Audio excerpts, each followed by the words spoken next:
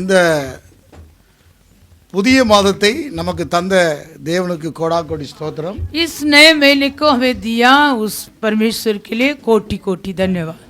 எல்லா இரண்டு கரங்களை உயர்த்தி ஆண்டவர் நமக்கு தந்த நல்ல பாக்கியத்துக்காக हम ஸ்தோத்திரம். सब अपने दोनों हाथ को उठा के प्रभु हमें दिया हुए अच्छे अवसर के लिए प्रभु को धन्यवाद करेंगे. இந்த பட்டணத்திலே கர்த்தர் தந்த மழைக்காக ஸ்தோத்திரம். इस नगर में प्रभु दिया हुआ बारिश के लिए धन्यवाद. இன்னும் தேவையான மழையை கர்த்தர் தந்து நமக்கு குறைவின்றி வரக்கூடிய வருஷங்களில் தண்ணி கிடைக்க கர்த்தர் உதவி செய்யணும். और भी जितना बरसात का जरूरत है उतना आने वाले बरसात के सीजन तक प्रभु उतना बारिश को हमारे 7 ஏரிகளையும் सातों नाला में 80% நிறைஞ்சிருக்குன்னு சொல்றாங்க. अब तक कहता है 80% तक भरपूर हो गया. அந்தந்த இடங்களில் நிரம்பி இருக்கிறது ஆண்டவருக்கு ஸ்தோத்திரம். में जो कहाँ कहाँ नाला है वहाँ पानी भरा है, इसलिए प्रभु का धन्यवाद. ஆண்டவர் நமக்கு இந்த புதிய மாதத்திலே பேசக்கூடிய வார்த்தை, और प्रभु इस नए महीने में हमें दिया हुआ वचन எரேமியா தீர்க்கதரிசன புத்தகம் 33ஆம் அதிகாரம் 6வது வசனம். यिर्मयाह भविष्यवाणी की किताब 33वां अध्याय में 6वां वचन. இதோ நான் அவர்களுக்கு சவுக்கியமும் ஆரோக்கியமும் வரப்பண்ணி அவர்களை குணமாக்கி அவர்களை பரிபூரண சமாதானத்தையும் சத்தியத்தையும் வெளிப்படுத்துவேன். देख मैं इस नगर का इलाज करके इसके निवासियों को चंगा करूंगा और उन पर पूरी शांति और सच्चाई प्रकट करूंगा. கர்த்தர் இந்த புதிய மாதத்திலையும் கர்த்தர் உங்களை சௌக்கியத்தையும் ஆரோக்கியம் வரப்பண்ணி உங்களை குணமாக்குவாராக. इस नए महीने में भी प्रभु तुम्हें इलाज और चंगा देकर परिपूर्ण शांति देगा. நான் என்னைக்கும் அப்படியே எடுத்து பிரசங்கிக்கிற பிரசங்கி அல்ல, வெறும் பழைய ஏற்பாட்டு அந்த வாக்குத்தத்தங்களை புதிய ஏற்பாட்டு சத்தியங்களாக நீங்கள் ஆசீர்வாதங்களை சுதந்திரித்துக் கொள்ள வேண்டும். मैं हमेशा ऐसे केवल पुराना नियम से वचन देने वाला नहीं है. जो पुराना नियम में दिया ये सत्य को तुम नए नियम के द्वारा सुनकर आशीष को भी पाना है. இஸ்ரவேல் ஜனங்களுக்கு எந்த நிலையில் இருந்தார்களோ அந்த சூழ்நிலையிலே கர்த்தர் பேசின வார்த்தைகள். ये वचन जो इज़राइल लोग जिस परिस्थिति में था उसी हालतों में प्रभु यहोवा ये वचन को दिया है. ஆனால் நமக்கும் கூட கர்த்தர் இந்த நாளிலேயும் உங்களுக்கு சௌக்கியத்தையும் ஆரோக்கியம் வர பண்ணுவாராக. परंतु हमें भी प्रभु इन दिनों में इलाज करेगा और हमें चंगाई भी देगा. எப்படிப்பட்ட சூழ்நிலையில் இருந்தார்கள் அவர்களுக்கு ஆண்டவர் பேசக்கூடிய வார்த்தை, वो इज़राइल लोग कौन सी परिस्थिति में था उन लोगों के लिए प्रभु ऐसे वचन எரேமியா தீர்க்கதரிசன புத்தகம் 30ஆம் அதிகாரம் 17வது வசனம். यिर्मयाह भविष्यवाणी की किताब 30वां अध्याय में 17वां वचन. எரேமியா 30:17 சொல்கிறது, यिर्मयाह 30वां अध्याय 17वां वचन. அவர்கள் உன்னை விசாரிப்பட்ட சீயோன் என்று சொல்லி உனக்கு தள்ளுண்டவள் என்று பெயரிட்டபடியால் நான் உனக்கு ஆரோக்கியம் வரப்பண்ணி உன் காயங்களை ஆற்றுவேன் என்று கர்த்தர் சொல்கிறார். मैं तेरा इलाज करके तेरे गाँवों को चंगा करूंगा. यहोवा की ये वाणी है, क्योंकि तेरा नाम ठुकराई हुई पड़ा है, वो तो सियोन है, उसकी चिंता कौन करता है. தேவனால் தெரிந்து கொள்ளப்பட்ட ஜனம், परमेश्वर से चुने हुए लोग, அவர்களை சியோன் என்று வர்ணிக்கிறது. उन लोगों को ऐसे वर्णन करता है वो सियोन. அவர்களை விசாரிப்பட்ட அனுபவத்திற்கு இந்த உலகம் பார்த்து அவர்களை நகைத்தது. वैसे संसार के लोग इस्राएल लोग के और कहता था उसकी चिंता कौन करेगा. அவர்களை பார்த்து தள்ளுண்டவள் என்று வேறு தந்தது. और उनके और कहता था वो टुकराई हुई है. அவர்களை பார்த்து சொல்கிறார், उनके और यहोवा कहता है ஆரோக்கியம் வரப்பண்ணி காயங்களை ஆற்றுவேன். मैं इलाज करूंगा, गाँवों को चंगा करूंगा. அவர்களைப் போல वैसे ही நீங்கள் விசாரிப்பற்ற அனுபவத்தில் இருக்கலாம். यदि तुम भी टुकराई हुई पड़ा होगा, தள்ளுண்டவள் என்று உலகம் உங்களை சொல்லலாம். ये संसार तुम्हारे और कहेगा, उसका चिंता कौन करेगा. உங்களுக்கு கர்த்தர் இந்த மாதத்திலே ஆரோக்கியத்தையும் சௌக்கியத்தையும் கர்த்தர் தந்தருள்வாராக. परंतु इस नए महीने में प्रभु तुम्हारे लिए इलाज करके तेरी गाँवों को चंगा करेगा. காயங்களை கர்த்தர் ஆற்றுவாராக. तुम्हारे गाँवों को प्रभु चंगा देगा. பரிபூர்ண சமாதானத்தையும் சத்தியத்தையும் தந்து உங்களை கர்த்தர் பலப்படுத்துவாராக. और परिपूर्ण शांति और सत्य को भी प्रभु प्रकट करेगा, तुम्हें बल भी உங்களை देगा, குணமாக்குவார். वो तुम्हें चंगा करेगा. அல்லேலூயா. हालेलुया. இந்த மாதத்திலே கர்த்தர் உங்களை காயப்பட்டிருக்கிற உங்கள் இருதயங்களை குணமாக்குவார். आमीन. इस महीने में तुम्हारे मन में क्या क्या चोट लगा, प्रभु तुम्हें इलाज करेगा. எப்படிப்பட்ட அனுபவத்தில் இருந்தார்கள் அவர்கள்? ऐसे वो इस्राएल लोग कौन से परिस्थिति में हालत में था. அவர்களுக்கு எரேமியா 33ஆம் அதிகாரம் மிக முக்கியமான அதிகாரம். आमीन. ये यिर्मयाह 33वां अध्याय बहुत मुख्य अध्याय. நீங்கள் வீட்ல போய் அந்த அதிகாரம் முழுதையும் வாசித்து பாருங்கள். तुम लोग घर पे जाके ये अध्याय पूरा पढ़ो. 6வது வசனத்திலிருந்து சொன்னால் 22 விதமான blessing in the restoration, 22 விதமான அவர்களை காயங்களை ஆற்றத்தக்கதாக தேவனுடைய வார்த்தைகளை நன்மைகளை அவர்களுக்கு தருவேன் என்று வாக்கு பண்ணுகிறார். आमीन. छठवें वचन से लेकर हम देखेगा तो 22 प्रकार के आशीषों से प्रभु बोलता है, मैं तुम्हें इलाज करूंगा और तुम्हें चंगा करूंगा और कई भलाई से तुम्हें भरपूर. 22 விதமான நன்மைகளை தந்து திரும்ப கட்டுவேன் என்று சொல்கிறார். 22 प्रकार के भलाई को मैं देकर वापस तुम्हें मैं बनाऊंगा. உங்களை பார்த்து இந்த உலகம் தள்ளுண்டவள் என்று சொல்கிறதா? और तुम्हारे और भी ये संसार के लोग कहता है क्या तू त्यागा हुआ, உன்னை புறக்கணிக்கிறதா? तुझे ऐसे पीछे अटता क्या? உங்கள் நிலைகளை பார்த்து, तुम्हारे परिस्थिति को देखकर, உங்களை பார்த்து யாரு விசாரிப்பற்ற அனுபவத்தில் நீங்கள் இருக்கிறீர்களா? वैसे कोई कहता है क्या तुम्हारी चिंता कौन करेगा? உங்களை யாரும் कोई पूछने वाला नहीं है. ऐसे हालतों में तुम्हारे जीवन पड़ा है क्या? आमीन. हालेलूया. हालेलूया. இங்கே வேதம் சொல்கிறது, உங்களை பார்த்து சொல்கிறார், திரும்ப கட்ட கர்த்தர் உங்களுக்கு வாக்கு பண்ணுகிறார். शास्त्र तुम्हारे और कहता है मैं तुम्हें वापस बनाऊंगा. அவர்களுக்கு எப்படிப்பட்டதாக எரேமியா தீர்க்கதரிசனம் 33ஆம் அதிகாரம் 9வது வசனத்தை வாசிக்கலாம். यिर्मयाह भविष्यवाणी की किताब 33वां अध्याय 9वां वचन. நான் அவர்களுக்கு செய்யும் நன்மை எல்லாம் கேட்க போகிற பூமியின் எல்லா ஜாதிகளுக்கு முன்பாக அது எனக்கு மகிழ்ச்சியுள்ள கீர்த்தியாகவும் புகழ்ச்சியாகவும் மகிமையாகவும் இருக்கும். நான் அவர்களுக்கு அருளி செய்யும் எல்லா நன்மை நிமித்தமும் எல்லா சமாதானத்து நிமித்தமும் இவர்கள் பயந்து நடுங்குவார் என்று இஸ்ரவேலின் தேவனாகிய கர்த்தர் சொல்கிறார். क्योंकि वे सब भलाई के काम सुनेंगे जो मैं उनके लिए करूंगा, और वे सब कल्याण और शांति की चर्चा सुनकर जो मैं उनसे करूंगा डरेंगे और ततराएंगे. वो पृथ्वी की उन जातियों की दृष्टि में मेरे लिए हर्ष और स्तुति और शोभा का कारण हो जाए. இவர்களுக்கு செய்யக்கூடிய நன்மையை கேட்டு அவர்கள் பயப்படக்கூடிய அனுபவத்துக்கு வர அவ்வளவு நன்மை செய்கிறார். जो यहोवा करने वाले सारी भलाई को सुनकर वो लोग डरेंगे और ततराएंगे. தேவனால் தெரிந்து கொள்ளப்பட்ட ஜனம் எப்படிப்பட்ட சூழ்நிலை இருந்ததென்றால், और परमेश्वर से चुने हुए लोग का हालत कैसा था? 10வது வசனத்துல வாசிக்கிறோம், 10वां वचन. மனுஷர் இல்லாமலும் மிருகம் இல்லாமலும் அவாந்திர வழியாக கிடக்கிறதென்று நீங்கள் சொல்லுகிற இவ்விடங்களிலும் யூதாவின் பட்டணங்களிலும் மனுஷராது மிருகாது இல்லாத பாலான எருசலேம் வீதிகளிலும். यहोवा यो कहता है, ये स्थान जिसके विषय तुम लोग कहते हो ये तो उजाड़ हो गया है, इसमें न तो मनुष्य रह गया है और न पशु, अर्थात यहूदा देश के नगर और यरूशलेम की सड़कें जो ऐसे सुनसान पड़ी है कि उनमें न तो कोई मनुष्य रहता है और न कोई पशु. இங்க பாருங்க, வெறுமையாக்கப்பட்ட ஜனமாக இருக்கிறார்கள். सुनसान पड़ी अनुभव, அதாவது மனுஷர் இல்லாமலும் மிருகம் இல்லாமலும் அவாந்திர வழியாக கிடந்தார்கள். ऐसे उजड़ा हुआ अनुभव में ना कोई पशु ना कोई मनुष्य था. நீங்கள் சொல்கிற இவ்விடத்தில் யூதாவின் பட்டணங்களில் மனுஷராது மிருகாது இல்லாத பாலான எருசலேம், अर्थात यहूदा देश के नगर और यरूशलेम की सड़कें जो ऐसे सुनसान पड़ी है कि उनमें ना तो कोई मनुष्य रहता है और ना कोई पशु. 12வது வசனத்தை வாசிக்கலாம். 12 वचन. மனுஷனும் மிருகமும் இல்லாமல் हुए परिवार की ओर यहोवा कहता है. அதனால தான் சொல்றார், விசாரிப்பட்ட சியோன். आमीन. इसलिए प्रभु कहता है तुम्हारे और कहता है तुम्हारी चिंता कौन करेगा? அதாவது இங்க பாருங்க, பாழாக்கப்பட்டு அவாந்திர வெளியில கிடக்கிற விசாரிப்பட்ட யாருமே விசாரிக்காம அப்படி கிடப்பாங்க தெரியுமா? में उजड़ा हुआ और सुनसान अनुभव में कोई पूछताछ नहीं करेंगे ऐसे परिवार। உங்களை யாரும் விசாரிப்பற்றவர்களாக நீங்கள் இங்கே வந்திருக்கிறீர்கள் என்று சொன்னால், यदि तुम आज इस स्थल पर आए हैं, तुम भी ऐसे कोई तुम्हारे और पूछताछ नहीं कर। தள்ளப்பட்டவர்களாக வந்திருக்கிறீர்கள். தள்ளப்பட்டு யாருமே உங்களை விசாரிக்க முடியாது, தள்ளுண்டவன் என்று பேரு சொன்னால், तुम्हारे और भी कोई ऐसे त्यागा हुआ और चिंता कोई तुम पर रखता नहीं, ऐसे अनुभव में आया क्या?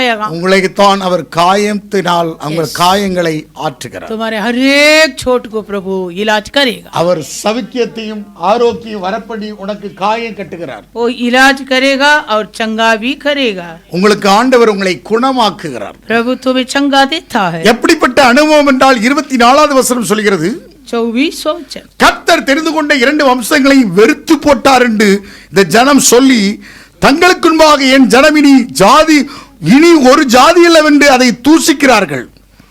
क्या तूने नहीं देखा कि ये लोग क्या कहते हैं? जो 2 कुल यहोवा ने चुन लिए थे, उन दोनों से उसने अब हाथ उठाया है. இந்த பாருங்க, இந்த தேவனால் தெரிந்து கொள்ளப்பட்ட ஜனத்தை பார்த்து சத்துருக்கள் சொன்னார்கள், परमेश्वर से चुने हुए लोगों के और शत्रु ने कहा, தேவன் வெறுத்து போட்டார். परमेश्वर ने इनके ऊपर हाथ उठाया. இவர்கள் தேவனுடைய ஜனம் அல்ல. ये लोग अभी प्रभु यहोवा का जन नहीं. அப்படி தூசித்து வெறுமையாக பாழாக்கப்பட்டு கிடந்தார்கள். वैसे इजराइल लोग सुनसान पड़ा था, उजड़े हुए अनुभव में था. தூசிக்கப்பட்டு கிடந்தார்கள். हमें सभी ऐसे निंदा किया था.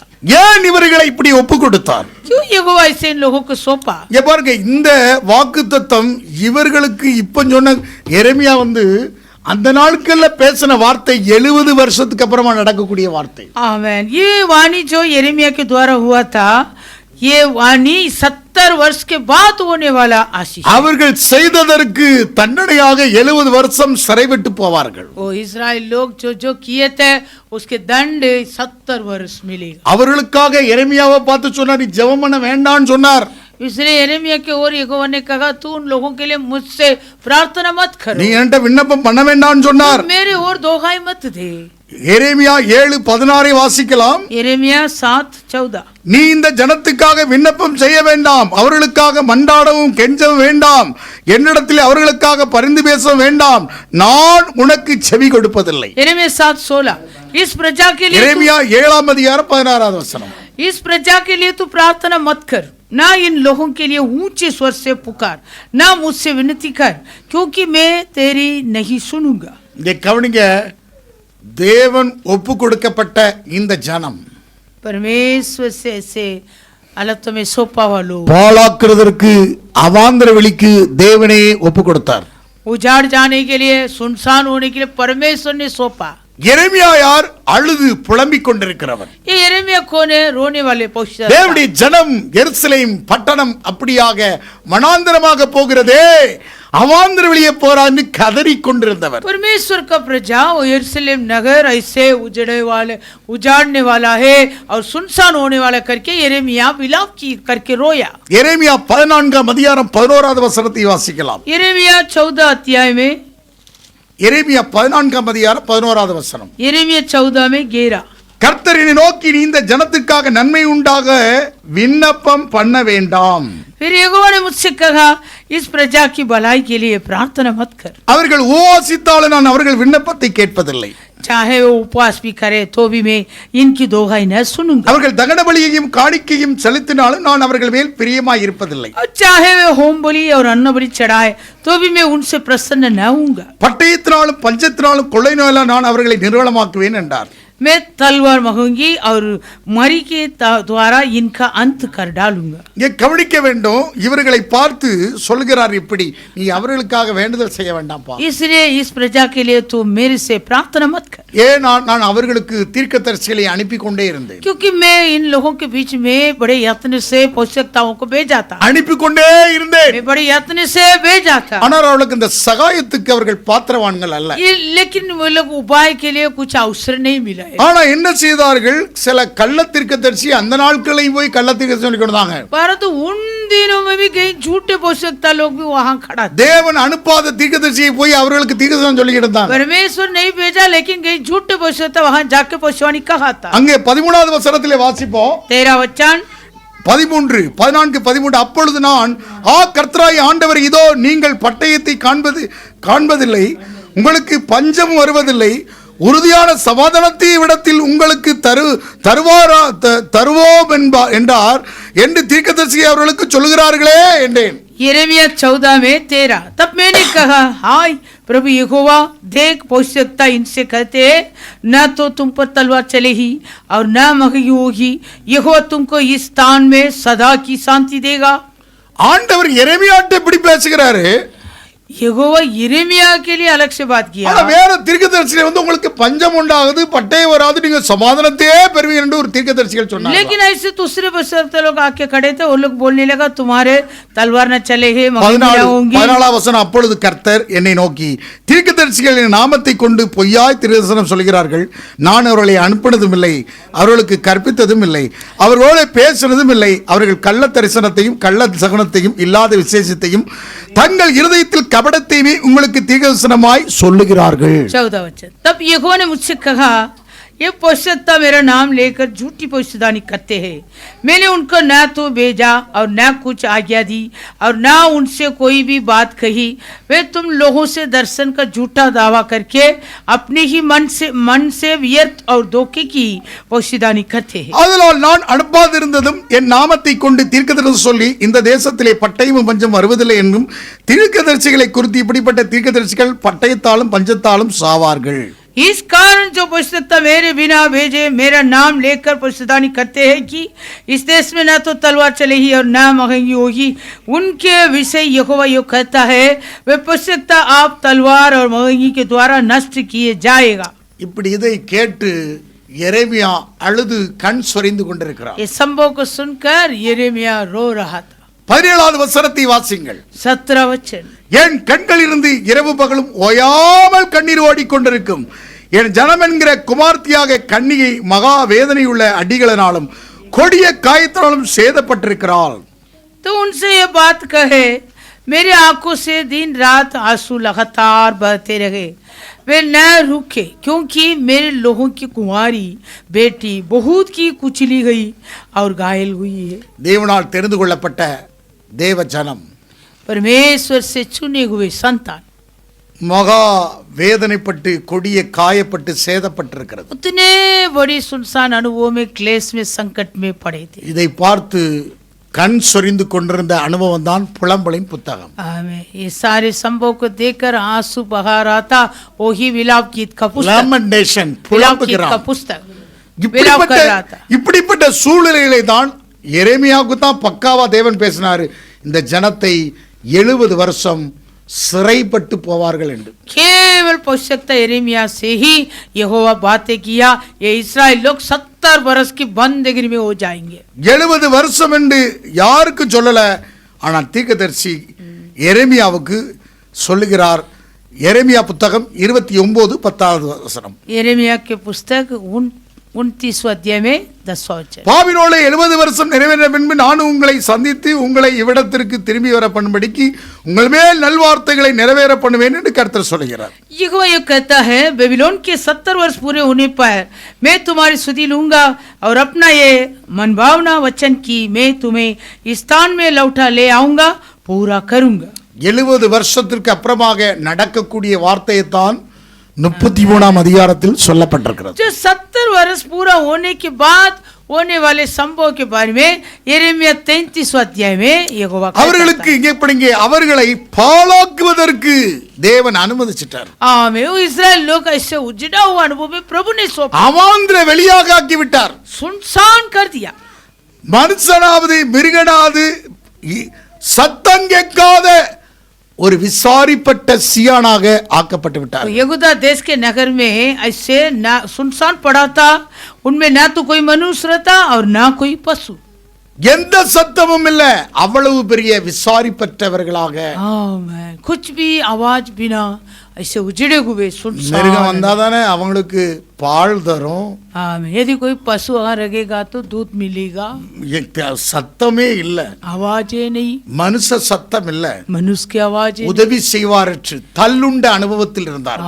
सहायता बिना त्याग अनुभव में पड़ा थे। அப்படிப்பட்ட அனுபவத்தில் உள்ளவர்களை பார்த்து தான் சொல்லுகிறார்.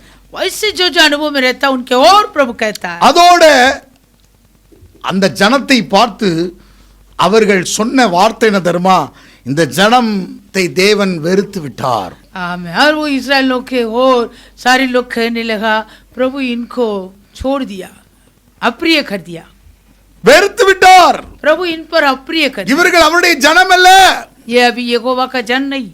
அந்த அளவுக்கு இவர்களை வெறுமையாக சீரவாக்கிட்டார். उतना प्रभु इन लोगों को सुनसान और शून्य कर दिया। ஆனால் தேவன் அப்படி பார்க்கிறதல்ல. परंतु परमेश्वर का दृष्टि ऐसे नहीं। தேவன் ஏன் இந்த ஜனத்தை தெரிந்து கொண்டார் தெரியுமா? परमेश्वर क्यों इन लोगों को चुन लिया?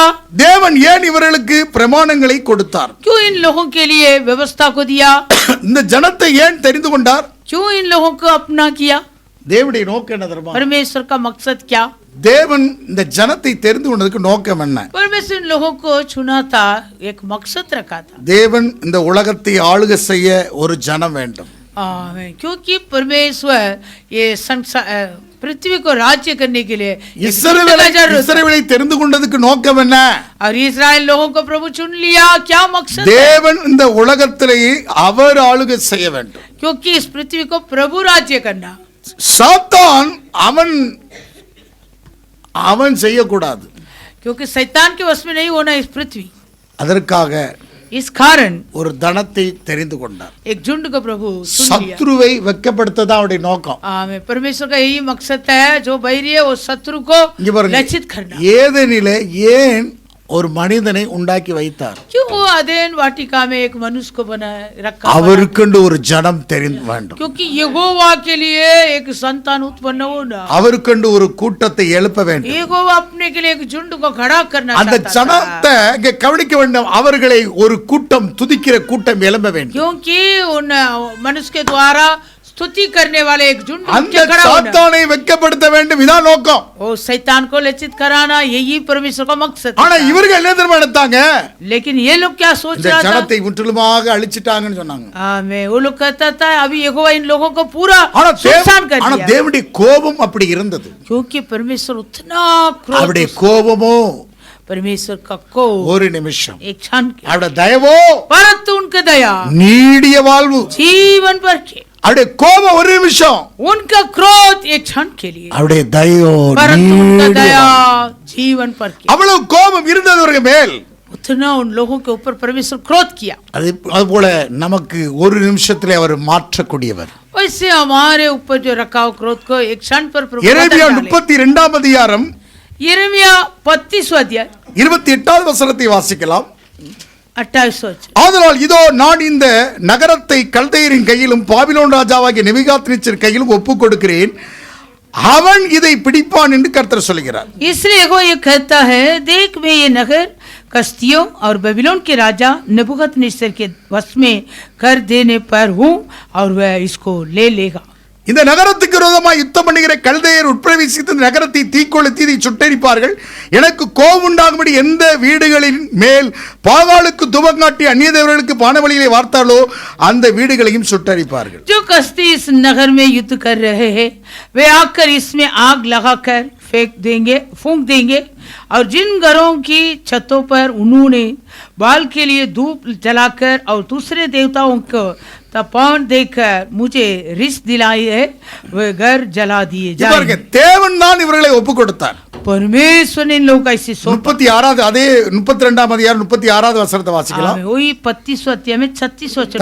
இப்படி இருக்கையில் இங்க பாருங்க, परंतु பட்டயத்தாலும் பஞ்சத்தாலும் கொள்ளை நோயாலும் பாபிலோன் ராஜாவின் கையில் ஒப்பு கொடுக்கப்பட்டு போம் என்று நீங்கள் சொல்லுகிற இந்த நகரத்தை குறித்து இஸ்ரவேலின் தேவனாகிய கர்த்தர் சொல்கிறது என்னவென்றால், परंतु अब इस्राएल का परमेश्वर यहोवा इस नगर के विषय में जिसके लिए तुम लोग कहते हो वो तलवार महंगी और मरी के द्वारा बेबीलोन के राजा के वश में पड़ा हुआ है, यो कहता है। உன்னை ஒப்பு கொடுத்தவர் அவன்தான்.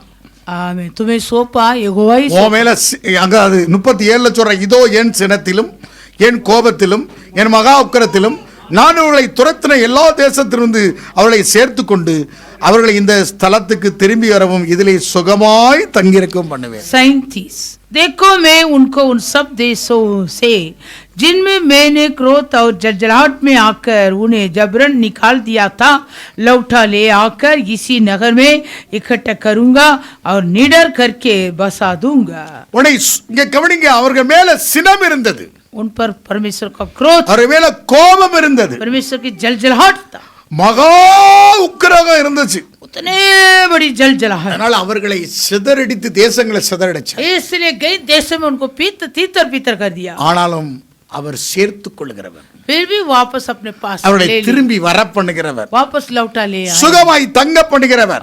मैं निडर करके இப்படி बसा. சொல்லிதாங்க 38வது வசனத்தை வாசிக்கலாம். 38 वचन, 38 ரொம்ப முக்கியம். இவர்கள் என் ஜனங்கள், ए मेरी प्रजा இவர்கள் ठहरेंगे, என் ஜனமாய் இருப்பார்கள், நான் அவர்கள் தேவனாய் இருப்பேன். वो मेरी प्रजा ठहरेंगे और मैं उनका परमेश्वर இவர்கள் ठहरूंगा. இவர்கள் என் ஜனங்களாக இருப்பார்கள், वे मेरी प्रजा ठहरेंगे, இவர்கள் என் அவர்களுக்கு நான் தேவனாய் இருப்பேன். मैं उनका परमेश्वर ठहरूंगा. இங்க கவனிங்க, தேவனுடைய நோக்கம் என்ன தெரியுமா? परमेश्वर का मकसद क्या है? அவன் சத்துருவை வெட்கப்பட்டு தேவன் உயரணும். जो शत्रु है उनको लक्षित करना है और परमेश्वर ऊंचे. இதுதான் அவருடைய திட்டம். ये प्रभु का मकसद. அதுக்காக தேவன் நன்மை செய்கிறவராக வெளிப்பட்டுட்டார். इस कारण परमेश्वर भलाई के अनुसार प्रकट हुआ. இந்த ஜனத்திற்கு इस लोगों को ஒரு காலத்துல இவர்கள் சிறைப்பட்டு போவீங்க, एक दिन में तुम बंदगी में हो ஆனால் जाएंगे, உங்களுடைய பிள்ளைகள் சந்ததிகள் மீண்டும் தேவனுடைய ஜனமாக இருப்பார்கள். परंतु तुम्हारे बाल बच्चों तुम्हारे संतान दोबारा परमेश्वर का संतान बनेंगे. தேவனுடைய நோக்கம் என்ன? परमेश्वर का क्या मकसद है? தேவன் அவருக்கு கொண்டு ஒரு ஜனம் தேவை. परमेश्वर अपने के लिए एक झुंड को அவர் தேவனாக இருப்பார். क्योंकि वो परमेश्वर ठहरेगा. 39வது வசனம், 39 அவர்கள் தங்களுக்கும் தங்கள் பின்னாடி இருக்கும் தங்கள் பிள்ளைகளுக்கு நன்மை உண்டாகும்படி சகல நாட்களிலும் எனக்கு பயப்படும்படிக்கு நான் அவர்களுக்கு ஒரே இருதயத்தை ஒரே வழியையும் கட்டளையிடுவேன். मैं उनको एक ही मन और एक ही चाल कर दूंगा कि वे सदा मेरे भय मानते रहे, जिससे उनका और उनके बाद उनके वंश का भी भला हो. இங்க பாருங்க, ஒரே இருதயம் ஒரே வழி இல்லாம சதறடிச்சு போய் இருந்தார்கள். वो लोग ऐसे एक ही मन भी नहीं था, एक ही मार्ग भी नहीं था, तीतर पीतर हुई थी. அல்லேலூயா. हालेलुया. இவர்களுக்கு நன்மை உண்டாக்கும்படியாக ये लोग को भलाई करने के लिए அவர் சகல நாட்களையும் அவருக்கு பயப்படும்படியாக जीवन भर के यहोवा पर भय मानने, ஒரே இருதயத்தையும் ஒரே வழியும் கட்டளையிடுகிறார். एक ही मन और एक ही चाल कर दूंगा. அல்லேலூயா. हालेलुया. அதாவது one heart and one way, ஒரே இருதயம் ஒரே வழியும் உடையவர்களை एक ही मन और एक ही रास्ता. தங்களுடைய வழிகளில் தங்களுடைய இருதயங்கள் இஷ்டம் போல வாழ்ந்து கொண்டிருந்தார்கள். क्योंकि वे लोग अपने अपने मार्गों में अपने अपने मन के अनुसार जीवन बिताए. அவர்களை அவருக்கு பயப்படுற பயத்துக்காக கொண்டு வருகிறார். उन लोगों को प्रभु अपना भय मानने के लिए लेकर आया. 40வது வசனம் சொல்கிறது, 40 वचन, அவர்களுக்கு நன்மை செய்யும்படி நான் அவர்களை விட்டு பின்வாங்குவதில்லை என்று நித்திய உடன்படிக்கை அவரோட பண்ணி அவர்களை என்னை விட்டு அகன்று போகாதபடிக்கு எனக்கு பயப்படும் பயத்தை அவர்கள் இருதயத்தில் வைக்கிறேன். मैं उनसे ये वाचा बांधूंगा कि मैं कभी उनका संग छोड़कर उनका भला करना ना छोड़ूंगा और अपना भय मैं उनके मन से ऐसे उपजाऊंगा कि वे कभी मुझसे अलग होना न चाहेंगे. அவர்களுக்கு நன்மை செய்யும்படி அவர்கள் மேல் சந்தோஷமாயிருந்து என் முழு இருதயத்தோடும் என் முழு ஆத்மாவோடும் அவர்களை இந்த தேசத்தில் நிச்சயமாய் நாட்டுவேன். मैं बड़ी प्रसन्नता के साथ उनका भला करता रहूंगा और सचमुच उन्हें इस देश में अपने सारे मन और प्राण से बसा दूंगा. நான் இந்த ஜனத்தின் மேல் இந்த பெரிய தீங்கையெல்லாம் வரப்பண்ண போது போல அவர்களை குறித்து சொன்ன எல்லா நன்மையும் அவர்கள் மேல் வரப்பண்ணுவேன். देखो यहोवा ये कहता है, जैसे मैंने अपनी इस प्रजा पर यह सब बड़ी विपत्ति डाल दी, वैसे कि निश्चय इनसे वह सब भलाई भी करूंगा जिसके करने का वचन मैंने दिया है. 39, 40, 41, 42 அத்தனை வசனத்திலே நன்மையே நன்மை நன்மைன்னு சொல்கிறார். 39, 40, 41, 42 पूरा कहता है भलाई भलाई நன்மையை வரப்பண்ணுவதற்காக मैं भलाई देने के लिए. அவர்களுக்கு கர்த்தருக்கு பயப்படுற பயத்தை ஆண்டவர் கொடுப்பார். लेकिन यहोवा का भय मानने वाले अनुभव में प्रभु करेगा. அவர்களுக்கு ஒரே இருதயமும் ஒரே வழியை उन लोग को அடைவார்கள். एक के मन और एक के मार्ग भी அந்த दिखाएगा. 43வது வசனத்தை வாசிங்க. 43 மனுஷனும் மிருகமில்லாதபடி பாலாய் போயிட்டு என்றும் கல்தேயர்களே ஒப்புக்கொடுக்கப்பட்டு போயிற்று என்றும் நீங்கள் சொல்லுகிற இந்த தேசத்திலே நிலங்கள் கொல்லப்படும். आमेन। कि ये उजाड़ हो गया है, इसमें न तो मनुष्य रह गए हैं और न पशु, ये तो कश्तियों के वश में पड़ा चुका है, इसी में फिर से खेत मोल लिए जाएंगे. வீடு வாசல்லாதபடி நிலத்தை விட்டுட்டு பரதேசிகளாக அவாந்தர வழியில் சுற்றி திரிந்தவர்களுக்கு நிலத்தை கொடுப்பேன் என்று சொல்கிறார். जमीन बिना घर बिना परदेसी होकर उजड़ा हुआ अनुभव में इधर उधर घूमते उनके लिए प्रभु कहता मैं जमीन दूंगा. உங்களுக்கு நிலத்தை தருகிறவர், जमीन तुम्हारे लिए देने वाला. இழந்த நிலத்தை தருகிறவர். जो जमीन को तू खो के बैठा हो जमीन वापस तुम्हें मिलेगा. உங்களுக்கு நன்மையை வரப்பண்ணுவேன், तुम्हारे लिए मैं भलाई करूंगा, உங்களை நிச்சயமாக நாட்டுவேன், निश्चय मैं तुम्हें बसाऊंगा. உங்களுக்கு அப்படிப்பட்ட சுகத்தை உங்களுக்கு சுகமாய் தங்கிருக்க பண்ணுவேன் என்று சொல்கிறார். ऐसे मैं तुम्हें इलाज भी करूंगा, चंगा भी करूंगा. இப்படிப்பட்ட தேவனை ऐसे परमेश्वर को இவர்கள் மீண்டும் அடைகிறார்கள். ये लोग वापस पाया. இங்க கவனிங்க, सुनिए, அப்ப இப்படி அவர்களை ஒன்றுமில்லாத விசாரிப்பற்றவர்கள் என்று சொன்னார்கள், தள்ளுண்டவர்கள் என்று சொன்னார்கள். ये लोगों के और संसार के लोग कहता था उनसे कौन पूछताछ करेगा, त्यागा हुआ अनुभव. அவர்களுக்கு தான் நன்மையை தந்தார். लेकिन उन लोगों के लिए प्रभु यहोवा भलाई किया. அந்த புதிய ஏற்பாட்டு சத்தியத்தை நான் பைபிள் ஸ்டடியில பேசலாம் இருக்கிறேன். இப்ப பேசினா உங்களுக்கு புரியாது. नए नियम का सत्य मैं बाइबल स्टडी में दूंगा. இங்க கவனிக்க வேண்டும், அதாவது இவர்களுக்கு அப்படிப்பட்ட வெறுமையாக்கப்பட்ட ஜனத்துக்கு நன்மையை செய்வேன் சொல்கிறார். उजड़ा हुआ अनुभव में सुनसान पड़े थे उन लोगों के लिए यहोवा कहता है मैं तुम्हारे लिए भला करूंगा. எப்படியாவது இந்த இவருக்கு பின்னாடி வரக்கூடிய சந்ததி பிள்ளைகளுக்கு நன்மை உண்டாக்கி, क्योंकि इजराइल लोग के लिए फिर जो आएंगे उन संतान के लिए भलाई करके இவர்களை என் ஜனம் என்று அவர் சொல்லுகிறார். मैं वो लोग को और कहता है वे मेरे संतान है. 70 வருஷத்துக்கு அப்புறம் விடுதலை ஆக்கப்பட்டார்கள். 70 वर्ष के बाद वो लोग आजादी पाया. அங்க நீங்க புத்தகத்தில் நீங்க வாசிக்கப்படியும் எஸ்ரா புத்தகம் 8ஆம் அதிகாரம் 5-6 வசனங்களை வாசித்தால், एजरा पुस्तक 8वां अध्याय में 5 और 6वां वचन. எஸ்ரா புத்தகம் யோபுக்கு முன்னால இருக்கும், வாசிக்க. நெகேமியா, எஸ்ரா வாசிக்கலாம், எஸ்ரா அங்க இருக்குது வாசிக்கலாம். எஸ்ராவின் புத்தகம் நெகேமியாவுக்கு முன்னால இருக்கும், வாசிக்கலாம். எஸ்ராவின் புத்தகம் 8ஆம் அதிகாரம் 5-6. एजरा 8वां अध्याय 5 और 6 வாசிக்கலாம். எஸ்ராவின் புத்தகம் 8ஆம் அதிகாரம் 5-6 வசனங்களை வாசித்தா. ஆமென்.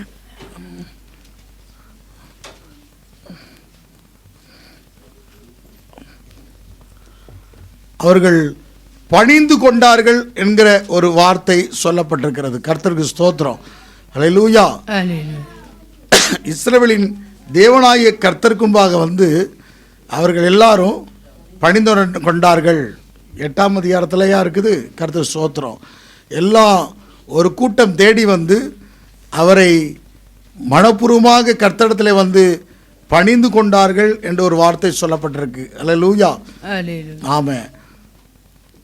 எஸ்ராவின் புத்தகம், ஆமாம் ஆமாம், எல்லாம் ஒரு கூட்டம் வந்து அவரை வந்து பயபக்தியோடு கூட பணிந்து கொண்டார்கள். ஹல்லேலூயா. கர்த்தருக்கு ஸ்தோத்திரம். தேவ சமூகத்தில் வந்து அவர்கள்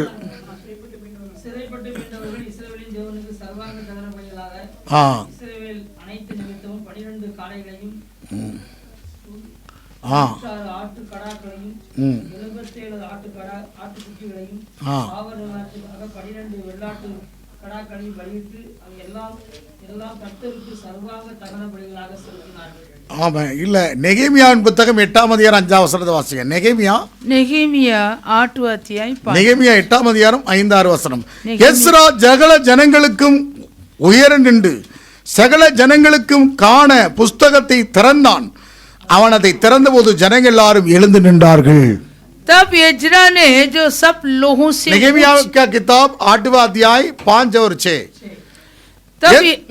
तब एजरा ने जो सब लोगों से ऊंचे पर था सबों के देखते उस पुस्तक को खोल दिया और जब उसने उसको खोला तब सब लोग उठ खड़े हुए. அப்பொழுது எஸ்ரா மகத்துவமுள்ள தேவனை கர்த்தரை ஸ்தோத்திரித்தான். ஜனங்கள் எல்லாரும் தங்கள் கைகளை குவித்து கைகளை குவித்தாங்க. இங்க பாருங்க, அது வரைக்கும் அவன் இஷ்டம் போல ஓடிக்கிட்டு இருந்தான். கைகளை குவித்து அதற்கு மறுமொழியாக ஆமென் ஆமென் என்று சொல்லி குனிந்து கையை குவிக்கிறான், குனிறான், முங்குப்புற விழுந்து கர்த்தரை பணிந்து கொண்டார்கள். तब एज्रा ने महान परमेश्वर यहोवा को धन्य कहा और सब लोगों ने अपने अपने हाथ उठाकर आमीन आमीन कहा और सिर झुकाकर अपना अपना माथे भूमि पर टेक कर यहोवा को दंडवत किया. இப்படி ஒரு கூட்டம், ऐसे एक झुंड, கர்த்தருக்கு ஒரே இருதயமும் ஒரே மனமும் கொண்ட ஒரு கூட்டம், यहोवा के लिए एक मन एक मार्ग लिया हुआ झुंड, ஒரே இருதயமும் ஒரே வழியும் தேவன் கட்டளையிட்டார்.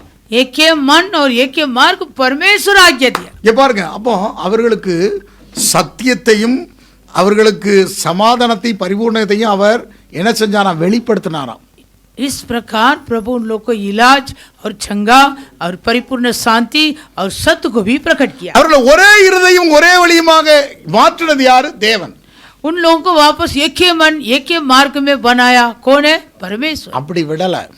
प्रभु ऐसे छोड़ दिया क्या? नहीं. அவர்கள் மீண்டும் ஒரு கூட்டத்தை அவர்களுக்கு நன்மை உண்டாக கர்த்தருக்கு பயப்பட ஒரு கூட்டமாக மாற்றிட்டார். दोबारा उन लोगों को भलाई के अनुसार यहोवा को भय मानने वाले एक झुंड को खड़ा किया.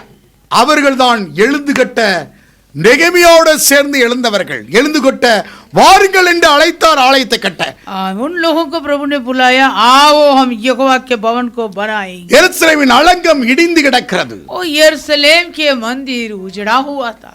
அப்படிப்பட்ட தள்ளுண்ட ஒரு சியோனாக இருக்கிறது. वैसे वो त्यागो वो सियोन था. விசாரிப்பட்டதாக இருக்கிறது. कुछ पूछताछ नहीं था. அப்படிப்பட்ட ஒரு சூழ்நிலைகள்ல ऐसे परिस्थिति இவர்களுக்கு எப்படி பலன் வந்தது? कैसे ये लोग पल पाए? இவர்களை தள்ளுண்டவர் என்று வெறுமையாக்கப்பட்டவர் என்று சொல்லிக் கொண்டிருந்தார்கள். ये लोग को देखकर सभी लोग कहने लगा ये तो त्यागा हुआ सियोन है. சில பேர் சொல்லுவாங்க, இவனுக்கு விமோசனமே இல்ல, कई लोग कहेंगे इनका कभी आशीष नहीं, இவன் வந்து எழும்பவே மாட்டான், ये कभी सीधा खड़े नहीं हो, இவதான் முடிந்தது என்று சொல்வார்கள். बस खत्म अंत हो गया. ஆனால் அவருடைய ஜனத்தை அவர் விடுவதே இல்லை. परंतु परमेश्वर कभी अपने प्रजा को இவர்கள் என் ஜனங்கள், ये मेरी प्रजा என் துதியை சொல்லி வருவார்கள். ये मेरा गुणानुवाद करेंगे. ஆண்டவரை உயர்த்துவதற்காக நீ தெரிந்து கொள்ளப்பட்டவன். तुम्हें प्रभु क्यों चुन लिया? प्रभु को महिमा बढ़ाया. ஆண்டவரை ஆராதிக்காக தெரிந்து கொள்ளப்பட்டவன். प्रभु का आराधना करने के लिए प्रभु तुम्हें चुन लिया. உன்னை உலகம் தள்ளுண்டவள் என்று சொல்லும்போது और ये संसार तुम्हारे और कहेगा तू त्यागा हुआ है. மீண்டும் நன்மையை உண்டாக்குவதற்காக दोबारा तुम्हारे जिंदगी में भलाई आने, அவரே உன் குடும்பத்திலே தெய்வ பயத்தை தருவார்.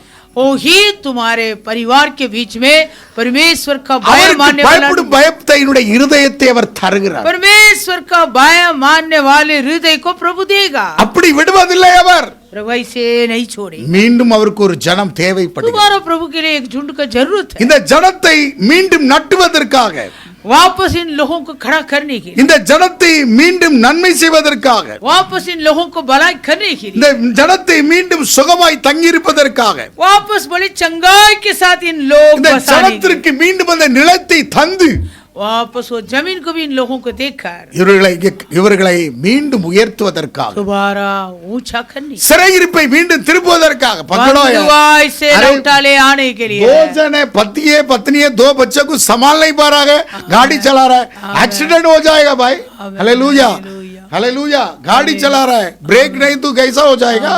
ब्रेक तुम्हारा हाथ में है. और एक बार हाथ उड़ा के धन्यवाद करो. धन्यवाद धन्यवाद. देखिए तुम्हारे अब இங்கே கவனிக்க வேண்டிய வசனம் என்ன சொல்கிறேன்னு சொன்னா, वचन क्या कहता है? நீ அவன் தெரிந்து கொள்ளப்பட்டவனை வெறுமையாக்கப்பட்டவனை, जो सुनसान अनुभव में पड़ा था उनको, இவன் என் ஜலம் என்று சொன்ன ஜலம் இல்லை என்று சொன்ன உன்னுடைய தூசணத்தை கர்த்தர் மாற்றுவார். आमें. जो जो तुम्हारे और निंदा किया वो सारी निंदा को प्रभु बदलेगा. உன்னுடைய தூசணத்தை மாற்றுவாருங்க. तुम्हारे ऊपर जो हुआ वो निंदा को प्रभु உங்களுடைய बदलेगा. குடும்பத்தில் இருக்கிற தூசணத்தை மாற்றுவார். तुम्हारे परिवार के हर एक निंदा को प्रभु दूर करेगा. உன் குடும்பத்தில் இருக்கிற தூசணம் இருக்குது பாருங்க. तुम्हारे परिवार में ऐसे गई निंदा है, இவன் தரித்திரம் பிடிச்சவன், ये तो दरिद्र है, கங்கால, कंगाल है, இங்க பாருங்க, உனக்கு ஒண்ணுமே கிடைக்காது, तुम्हारे लिए कुछ नहीं मिलेगा, உனக்கு இவனுக்கு ஒண்ணும் கிடையாது, तुम्हारे लिए क्या मिलेगा, कुछ नहीं। இப்படிப்பட்டதெல்லாம் கர்த்தர் மாற்ற போகிறார். ये सारी शब्द को प्रभु बदल डाले। உன் குடும்பத்தில் இருக்கிற தூஷணைகளை கர்த்தர் மாற்ற போகிறார். तुम्हारे परिवार में क्या क्या निंदा आया सबको प्रभु बदले। அதை மாற்றுகிற கர்த்தர் அவர். वो बदलने वाले இந்த ஜனத்தை அப்படி மாற்றி இருக்கிறார். इस्राएल लोग को वैसे ही बदला। ஹல்லேலூயா. हालेलुया। தேவன் அதற்கு கட்டளையிடுவார் அவர். परमेश्वर आज्ञा देगा। தேவன் அங்கே கட்டளையிட்டு இப்படிப்பட்ட காரியத்தை செய்தார் அவர். परमेश्वर आज्ञा देकर ऐसे कामों को किया। அவர் மீண்டும் அவர்களை ரெஸ்டோரேஷன் 22 விதமான நன்மைகளை செய்து அவர்களை உயர்த்தினார். दोबारा 22 प्रकार के भलाई काम। நீங்க எரேமியா 33ல நீங்க 6வது வசனத்திலிருந்து வீட்ல வாசிங்க. तुम लोग घर पे जाके यिर्मयाह 33 अध्याय को 6वां 22 விதமான ரெஸ்டோரேஷன், 22 प्रकार के आशीष, உங்களை 22 விதமான நன்மைகளை செய்து 22 प्रकार के भलाई तुम्हारे लिए करके எல்லா நன்மைகளின் நிமித்தம் सारी भलाई के लिए இவர்களுக்கு வரக்கூடிய சமாதான நிமித்தம் ये लोग को मिलने वाली परिपूर्ण शांति के लिए சத்துருக்கள் பயந்து நடுங்குவாங்க. शत्रु देखकर थरथराएंगे। ஏ வெறுமையா அவாந்தரமா கிடந்தவன், अरे कैसे सुनसान पड़ा था, வனாந்தரத்துல கிடந்தவன், कैसे उजड़ा हुआ था, தள்ளுண்டு கிடந்தவன், कैसे त्यागा हुआ था, இவனுக்கு இவ்வளவு நன்மையா?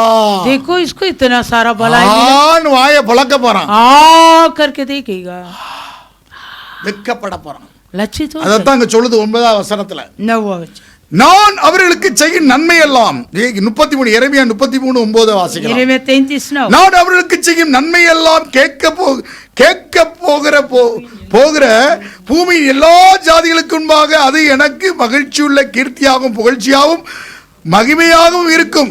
நான் அவர்களுக்கு அருளச் செய்யும் எல்லா நன்மை நிமித்தம் எல்லா சமாதான நிமித்தமும் இவர்கள் பயந்து நடுங்குவார்கள் என்று இஸ்ரவேலின் தேவனாகிய கர்த்தர் சொல்கிறார். क्योंकि वे सब भलाई के काम सुनेंगे जो मैं उनके लिए करूंगा, और वे सब कल्याण और शांति की चर्चा सुनकर जो मैं उनसे करूंगा डरेंगे और ततराएंगे।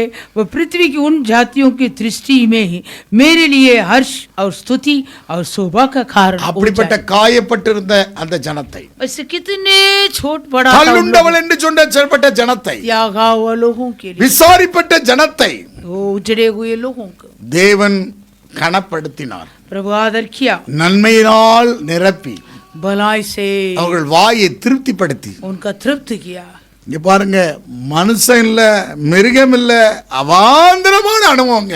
ऐसे उजड़ा हुआ सुनसान अनुभव था, ना कुछ मनुष्य था ना कुछ पशु, உதவி செய்வார் இல்லை. कोई सहायता भी नहीं था। அவர்களுக்கு அவாந்தரமான ஒரு அனுபவம், விசாரிப்பட்ட ஒரு அனுபவம். उजड़ा हुआ अनुभव, सुनसान अनुभव, அப்படிப்பட்ட பாழாக்கப்பட்ட எருசலேமை, ऐसे उजड़े हुए यरूशलेम, அப்படிப்பட்ட நகரத்தை, ऐसे नगर को, அப்படிப்பட்ட ஜனத்தை ऐसे लोगों को உனக்கு திரும்ப கட்டுகிறவர் அவர். तुम्हारा बसाए, உங்களை திரும்ப கட்டுவார். तुम्हें तुम्हारा बसाए। யாரும் இல்லை என்று சொல்கிறத और वो तुम कहते हो हमारे लिए कोई नहीं पूछता। பக்கடோதும். ஹல்லேலூயா. हालेलुया। உன்னை திரும்ப கட்டுவேன் என்று சொல்லுகிறார். मैं तुम्हें तुम्हारा बसाऊंगा। அப்படிப்பட்ட உன்னை பார்த்து சொல்கிறார். तुम्हारे और प्रभु कहता है, இங்க கவனிங்க, தேவனால் தெரிந்து கொள்ளப்பட்ட ஜனமாக உங்களை நேசிக்கிறார். आमीन। तुम सब परमेश्वर के चुने हुए लोग हैं, इसलिए प्रभु तुम पर प्रेम करता है। இந்த ஜனம் அவருக்கு பயந்து, யாரு தேவனாக கர்த்தர் அவர் கட்டளையிடும் போது இஸ்ரவேல் ஜனங்கள் அவருக்கு தாழ்த்தி கர்த்தருக்கு பயந்து பணிந்து கொண்டார். आमीन। ये सारी भलाई को देखकर इस्राएल लोग सब एक मन एक मार्ग बन के यहोवा का दंडवत करने लगे। அவருக்கு கைப்பற பயத்தை தந்து आमीन। यहोवा का भय मानने वाले आत्मा में கர்த்தருடைய ஆலயத்தை கட்ட போனார்கள். यहोवा का भवन को भी बनाने लगे। அல்லேலூயா. हालेलुया। அவர்களை கர்த்தர் விடல, அப்படியே விடல. प्रभु ये लोगों का इसे नहीं छोड़ा। தூசித்த ஜனங்களுக்கு நடுவாக, जो निंदा किए हुए लोगों के बीच में, நிந்திக்கப்பட்டு அவமானப்பட்ட அனுபவத்திலே வெறுமையாக்கப்பட்டு கிடந்த நடுவாக, अवमान और निंदा के मारे सुनसान पड़े थे, அவளை மீண்டும் தன் ஜனமாக ஏற்படுத்தி दोबारा प्रभु अपनाया। அவ்வளவுதான் போய் ஆலயத்தை கட்டினாங்க. इसलिए वो लोग जाके मंदिर को बनाए। உடன்படிக்கை பெட்டிய சிறைபிடித்துட்டு போனார்கள் பாபிலோனில். बाबिलोन में वो बंधुआई में लेके விலை गया। உயர்ந்ததெல்லாம் கொண்டு போனான். जो जो अनमोल चीज था सबको बाबिलोन में அவன் लेके கோயில गया। கொண்டு வச்சான். वो अपने मंदिर में ले जाके रखा। ஆண்டவர் இரும்பு தாழ்பாளை வெண்கல கதைகளை உடைத்து அந்தகாரத்திற்கு பொக்கிஷங்களை புதைகளை உனக்கு கொடுப்பேன் என்று சொல்லி அதை வெளியே கொண்டு வந்தார். वो सारे लोहा के दरवाजा को तोड़ के वहां रखा था। हर एक अनमोल चीजों को प्रभु बाहर लेकर आया। எல்லாத்தையும் வெளியே கொண்டு வந்தான். सब कुछ लेकर आया। ஆனா உடன்படிக்கை பெட்டிக்குல உடன்படிக்கை பெட்டி சித்தி மரத்தால் செய்யப்பட்டது. लेकिन जो संदूक था वो एक प्रकार की लकड़ी से बनाया था. அது சுற்றிலும் கோல்டு கவர் பண்ணப்பட்டிருக்கும். वो संदूक पूरे चारों ओर सोना से कवर किया था. அதுக்குள்ள உடன்படிக்கை பெட்டிக்குள்ள என்னெல்லாம் இருந்தது? वो संदूक के अंदर क्या क्या था? கற்பலகை, पटिया, ஆரோன் துளித்த கோல், आरोन की छड़ी, मन्ना. மன்னா. मन्ना. ஆனா அவன் சிறைப்பிடிச்சு போயிட்டான். அவன் பாபிலோன் வந்து அதிகமா அவன் உடைச்சு அந்த கோல்டெல்லாம் எடுத்திருக்கணும். वो जो बाबिलोन में बंधुआ में लेके गया शायद वो पूरा उस संदूक को तोड़ के चारों ओर जो था वो सोना को भी ले लिया होगा. ஆனா உடன்படிக்கை பெட்டி இன்னைக்கு வரைக்குமே காண முடியல. लेकिन आज तक वो संदूक कहाँ गया? பழைய ஏற்பாட்டில் பெலிஸ்தியர்கள் பல அனுபவத்துல சிறைபிடித்தார்கள். அந்த உடன்படிக்கை பெட்டியை கொண்டு போனாங்க, திருப்பி கொண்டு வரப்பட்டது. पुराने नियम में कई बार जो हुआ था संभव फिलिस्ती लोग भी बंधुआ में लेके गया, लेकिन ये लोग कई बार उनको वापस किया உடன்படிக்கை था. பெட்டியை தேடி கண்டுபிடித்தது. संदूक को ढूंढ ढूंढ के पाया था. தாவீது உடன்படிக்கை பெட்டியை தேடி கண்டுபிடித்தான். दाऊद भी उस संदूक को ढूंढ के पाया था. ஆனா இவர்கள் ஆலயத்தை கட்டினார்கள். परंतु ये लोग वापस मंदिर को बनाया. உடன்படிக்கை பெட்டியை பத்தி வேதத்துல சொல்லப்பட்டது. आमीन. वो संदूक के बारे में शास्त्र में नहीं लिखा. ஆலயத்தை கட்டினார்கள், मंदिर को तो बनाया. அதுக்கப்புறமாக பார்த்தா 400 வருஷம் இருண்ட காலம் ஆயிட்டது. फिर उसके बाद 400 बरस अंधकार. மல்கியா தரிசனம் அப்புறமாக இருண்ட காலங்கள். मलाकी पुस्तक के बाद 400 बरस ओ अंधकार के समय हो गए. இயேசுநாதர் கள்ளத்தீர்க்கதரிசிக்கு எச்சரிக்கையா இருங்கன்னு சொன்னார். इसलिए यीशु ने कहा झूठे भविष्यवक्ता लोग के लिए सावधान रहो, அவர்கள் ஆட்டுத்தோலை பொறுத்து கொண்டு வரக்கூடிய ஓநாய்கள் என்று சொன்னார். क्योंकि वो लोग भेड़ियों है, भेड़ों के जैसे आएंगे. இப்படிப்பட்ட காலங்கள் இருந்தது. वैसे का तीन था. ஆனால் இங்கே கவனிங்க, அதே எரேமியா 33ல ओ यिर्मयाह 33 எடுத்து வாசிங்க. எரேமியா 33ஆம் அதிகாரம், यिर्मयाह 33 33ஆம் அதிகாரம் 15வது வசனத்தை வாசிக்கலாம். 15. அந்நாட்களிலும் அக்காலத்திலும் தாவீதின் நீதியின் கிளையை முளைக்க பண்ணுவேன். उन दिनों में और उन समयों में दाऊद के वंश में धर्म की एक डाल लगाऊंगा. அவர் பூமியிலே நியாயத்தின் நீதியை நடப்பிப்பார். और वह इस देश में न्याय और धर्म के काम करेगा. தாவீதின் கிளை யார்? தாவீதின் கிளை யார்? दाऊद का डाल कौन है? எசாயா 11:1 சொல்கிறது, ஏசாயா 11 ஈசாவின் அடிமளத்திலிருந்து ஒரு வேர் துளிர் விட்டது. आमीन. ஏசாயா 11 पहले वचन, तब ईसाई के टूट में से एक डाली फूट निकलेगी. எசாயா இங்க ஈசா யாரு? தாவீதுடைய அப்பா. ये ईसाई कौन है? दाऊद की पिता. அடிமரத்திலிருந்து ஒரு துளி தோண்டி ईसाई के टूट में से एक डाली அவன் फूट வேர்களிலிருந்து ஒரு கிளை செழிக்கும். और उसकी जड़ में से एक शाखा निकल कर அந்த கிளை தான் ஆண்டவராகிய இயேசு கிறிஸ்து. वो शाखा कौन है? प्रभु यीशु मसीह. அந்த கிளையை முளைக்க பண்ணினார். आमीन. एक शाखा निकल कर आया. எங்கே லூக்கா 15:75 சொல்லுது, தாவீதின் வம்சத்திலே இரட்சணிய கொம்பை ஏற்படுத்தினார். आमीन. लूका हालेलुया. அங்கே ஹிந்தியில வந்து வேற வரும், 71 72ல வரும். அல்லேலூயா. हालेलुया. हिंदी में लूका 1 70 71 72ல வரும். लूका पहला अध्याय में थोड़ा वचन आगे पीछे आएगा. ஆனா தமிழ்ல 25வது வசனம் சொல்லுது, தாவீதின் வம்சத்திலே ஒரு இரட்சணிய கொம்பை ஏற்படுத்தினார். आमीन. दाऊद के वंश से एक उद्धार 69 हिंदी ले 69 69 और अपने सेवक दाऊद के घराने में हमारे लिए एक उद्धार के सींग निकाला. அந்த இயேசு ओ यीशु முளைக்க நீதியின் கிளை முளைக்க பண்ணினது. आमीन. धर्म का डाली. அங்க நீங்க மீண்டும் எரேமியா 33:16 வாசிக்கலாம். यिर्मयाह 33:16 वापस पढ़ेंगे. எரேமியா பவிஷ்யவாணிக்கு கிதாப் 33:16. அந்நாட்களில் யூதா ரட்சிக்கப்பட்டு எருசலேம் சுகமாய் தங்கும். அவர் எங்கள் நீதியாயிருக்கிற கர்த்தர் என்பது அவருடைய நாமம். उन दिनों में यहूदा बचा रहेगा और यरूशलेम निडर बसा रहेगा और उसका नाम ये रखा जाएगा, अर्थात यहोवा हमारी दादी. இஸ்ரவேல் வம்சத்தின் சிங்காசனத்தில் உட்கார்ந்திருக்கத்தக்க புருஷன் தாவீதுக்கு இல்லாமல் போவதில்லை. यहोवा ये कहता है, दाऊद के कुल में इस्राएल के घराने की गति पर विराजने वाले सदैव बने रहेंगे. இங்க பாருங்க, தாவீதோடு கூட முடிஞ்சதுக்கு சாப்டர் க்ளோஸ்னு நினைச்சாங்க. वो लोग सोचे थे दाऊद के साथ फिर कोई नहीं है. தாவீது வம்சத்திலே ஒரு இரட்சணிய கொம்பை ஏற்படுத்தினார். दाऊद के कुल में एक उद्धार के सींग निकला. அதனால தான் தாவீதின் குமாரன் என்று சொன்னார்கள். इसलिए दाऊद को पुत्र कहा. தாவீதின் வம்சத்திலே பிறந்தவர் दाऊद के वंश में யூதா கோத்திரத்தை சிங்கமாக यहूदा गोत्र के सिंह बनकर தாவீது दाऊद, அதனுள்ள இருந்து வந்த ஒரு சந்ததி தான் ஆண்டவராக இயேசு கிறிஸ்து. उसी में से आया वो संतान प्रभु यीशु मसीह। அல்லேலூயா. हालेलुया। அதாவது நீதியா இருக்கிற கர்த்தர்ங்கிற கூடியவருடைய நாமம். उनका नाम धर्म का यहोवा। அப்படிப்பட்ட ஒரு அனுபவத்திற்கு அங்கே கவனிங்க, உடன்படிக்கப்பட்டு தேடி கண்டுபிடிக்கப்பட்டாலும் ऐसे संत को ये लोग ढूंढ के नहीं पाया, फिर भी இந்த ஜனம் உடன்படிக்கப்பட்டு எங்க இருக்குதோ அங்கதான் தேவன் இருப்பார் கூட. क्योंकि ये संत कहाँ रहता वहाँ परमेश्वर भी साथ में रहेगा। ஆனாலும் फिर भी புதிய ஏற்பாட்டு காலத்து உடன்படிக்கை பெட்டியா, शबा खबा दीनाबा नए नियम का புதிய உடன்படிக்கை அடையாளமாக नए नियम के என் ஆண்டவராக இயேசு இந்த பூமியிலே அனுப்பினார். मेरे प्रभु यीशु को इस पृथ्वी में भेजा। அந்த கிளை முளைத்து वो डाली निकल कर பூமியிலே நியாயத்தையும் நீதியும் நடப்பித்தது. इस पृथ्वी में न्याय और धर्म का ஆண்டவராக काम இயேசு கிறிஸ்து प्रभु यीशु में அதை எல்லாவற்றையும் அதை செய்வதற்காக அனுமதிக்கப்பட்டவர். वो सब कुछ करने के लिए उनका अनुमति। ரோமர் 9:28 வாசிக்கிறோம். रोमियो 9:28। அவர் நீதியோடு சீக்கிரத்தில் தம்முடைய காரியத்தை நிறைவேற்றுவார். आमेन, हालेलुया। प्रभु अपना वचन पृथ्वी पर पूरा करके धार्मिकता से கர்த்தர் शीघ्र பூமியில் उसे सिद्ध சீக்கிரத்திலே அதை நிறைவேற்றி முடிப்பார் என்று ஏசாயா இஸ்ரவேலை குறித்து சொல்கிறார். जैसे ऐसा ने पहले ही कहा था, यदि सेनाओं का प्रभु हमारे लिए कुछ वंश न छोड़ता वो सदम के समान जो जाते। இங்க கவனிங்க, இங்க அதை நிறைவேற்றி பூமியில அவர் முடிக்கிறவர். அவர் आमेन। ऐसे प्रभु इस पृथ्वी में पूरा करेगा। ஆண்டவருடைய நாமத்துக்கு மகிமை உண்டாகும். प्रभु के नाम की महिमा हो। இங்க பாருங்க, புதிய ஏற்பாட்டு இதை நான் அப்புறமா நம்ம பேசலாம். ये नए नियम को सत्य को हम बाद में देखेंगे, இது இப்ப அதை பேச விளக்கணும் இப்ப நேரம் கிடையாது. अभी समय नहीं है। அல்லேலூயா. हालेलुया। அது பழைய ஏற்பாடு அவர்கள் எப்படி விசுவாசித்தார்கள், நியாயப்பிரமாணத்தின் கிரியைகளினாலே விசுவாசித்து இடறி போயிட்டாங்க. वो पुराना नियम में वो लोग व्यवस्था के कामों के अनुसार विश्वास किया, ठोकर भी खाया।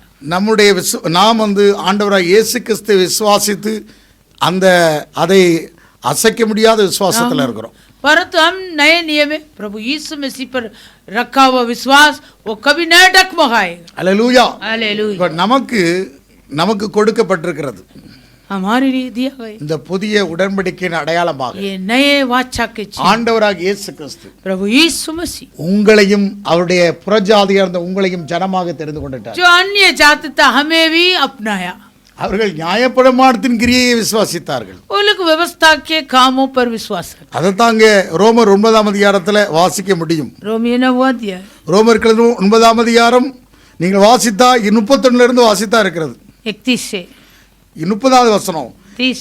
இப்படி இருக்க நாம் என்ன சொல்லுவோம்? நீதியை தேடாத புறஜாதியர் நீதி அடைந்தார்கள், அது விசுவாசத்தினாலாகும் நீதியே. अतः हम क्या कहे यह कि अन्य जातियों ने जो धार्मिकता की खोज नहीं करते थे धार्मिकता प्राप्त की, अर्थात उस धार्मिकता को जो विश्वास से है। நீதி பிரமாணத்தை தேடின இஸ்ரவேலரோ நீதி பிரமாணத்தை அடையவில்லை. परंतु इस्राएली जो धर्म की व्यवस्था की खोज करते थे उस व्यवस्था तक नहीं पहुंचे। நீதி பிரமாணத்தை தேடின இஸ்ரவேலரோ आमेन। जो धर्म के खोज में थे वो நீதி इस्राएली பிரமாணத்தை அடையவில்லை. धर्म को नहीं पहुंचे। என்னத்தினால என்றால் அவர்கள் விசுவாசத்தினால் அதை தேடாமல் நியாயப்பிரமாணத்தின் கிரியினால் இதை தேடினபடியால் அதை அடையவில்லை, இடதற்கான கல்லில் இடறினார்கள். किस लिए? इसलिए कि वे विश्वास से नहीं परंतु मानव कर्मों से उसकी खोज करते थे। उन्होंने उस ठोकर के पत्थर पर ठोकर இதோ खाई। இடதற்கான கல்லையும் தவறுதற்கான கண்மலையும் சீயோனிலே வைக்கிறேன், அவரிடத்தில் விசுவாசமா இருக்க எவனோ அவன் வெட்கப்படுதல் என்று எழுதியிருக்கிறது. जैसे लिखा है, देखो मैं सियोन में एक टेस लगाने का पत्थर और ठोकर खाने की चट्टान रखता हूँ और जो उस पर विश्वास करेगा वह लज्जित न होगा। இங்கே கவனிங்க, இஸ்ரவேல் ஜனங்களுக்கு எவ்வளவோ ஆண்டவர் தேவனாக இருந்து பல நன்மைகளை செய்தார். அவர் वो इस्राएल लोग के लिए कई भलाई काम किया, ஏராளமான நன்மையை செய்தார். बहुत सारा भलाई किया। ஆனால் அவர்கள் எப்படி திட்டம் தேடினாங்க? परंतु वो लोग कैसे थे? விசுவாசத்துல தேடல, विश्वास के साथ நியாயப்பிரமாணத்தின் கிரியைகளினாலே தேடினார்கள். आमेन। वो लोग व्यवस्था के कामों के अनुसार ही ढूंढा। இங்க பாருங்க, பிரமாணத்தை மீறுதல் வந்தோடனே தேவன் பிரமாணத்தை கொடுத்தார். आमेन।